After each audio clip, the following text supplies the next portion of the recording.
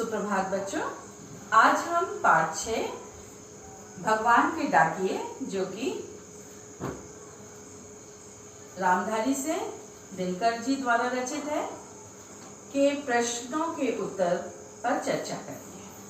पहला प्रश्न है, कवि ने पक्षी और बादल को भगवान के डाकिए क्यों बताया है? स्पष्ट कीजिए। कवि ने पक्षी और बादल को भगवान के डाकिए इसलिए कहा है क्योंकि ये डाकिए एक महादेश से दूसरे महादेश में जाते हैं। पक्षी और बादल के द्वारा लाई गई चिट्ठियां मनुष्य नहीं पढ़ सकते, परंतु पेड़ पौधे, पानी और पहाड़ पढ़ सकते हैं। तीसरा है, यह चिट्ठियां प्रेम, एकता, भाईचारे एवं खुशियों का संदेश देती हैं। दूसरा प्रश्न है, पक्षी और बादल द्वारा लाई गई चिट्ठियों को कौन कौन पढ़ पाते हैं? सोचकर लिखिए। तो यहाँ पे कवि ने बताया है कि पक्षी और बादल द्वारा लाई गई चिट्ठियां मनुष्य नहीं पढ़ पाता, अर्थात उनके भावों को वह नहीं समझ पाता और बैर भाव रखता है ना। प्रेम पूर्वक कई समय नहीं रहते हैं हम लोग, तो ये जो संदेशा ला रहे हैं हम उन्हें नहीं समझ पाते और इन चिट्ठियों को पेड़ पौधे, पानी और पहाड़ ही पढ़ पाते हैं। आगे कि इन पंक्तियों का भाव क्या है? पक्षी और बादल प्रेम, सद्भाव और एकता का संदेश एक देश से दूसरे देश को भेजते हैं।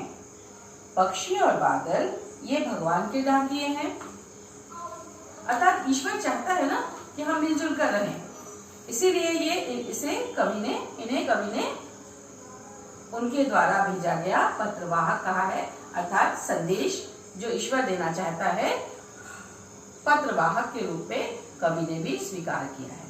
जो एक महादेश से दूसरे महादेश को जाते हैं, हम तो समझ नहीं पाते हैं, मगर उनकी लाई चिट्ठियां पेड़ पौधे, पानी और पहाड़ बांटते हैं। आगे, प्रकृति देश देश में भेदभाव नहीं करती।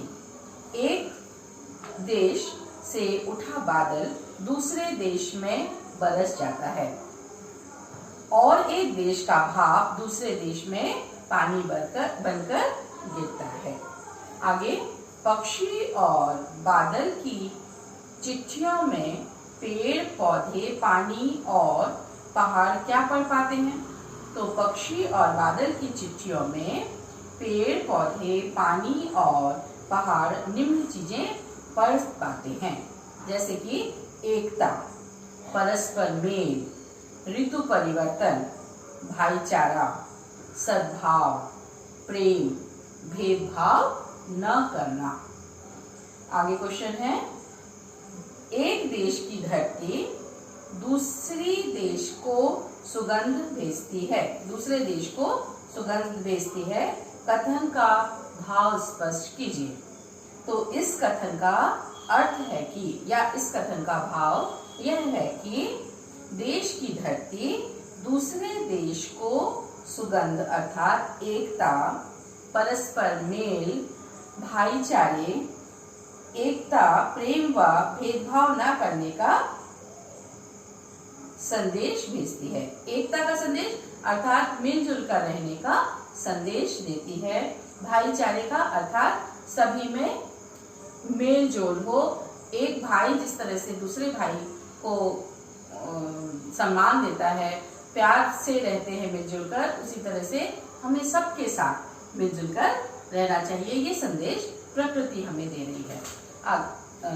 इस प्रकार से हमारा ये पाठ आज संपूर्ण हुआ।